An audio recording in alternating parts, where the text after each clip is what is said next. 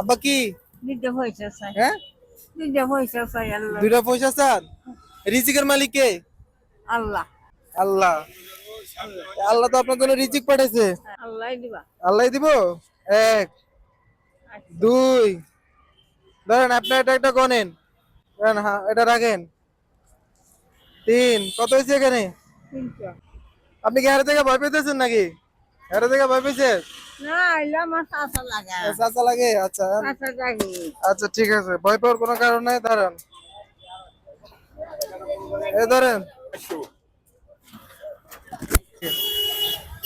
এরাতে Conan, এরাতে Conan, বাইরে দেন, বাইটু কোনে দেন তো কত আছে?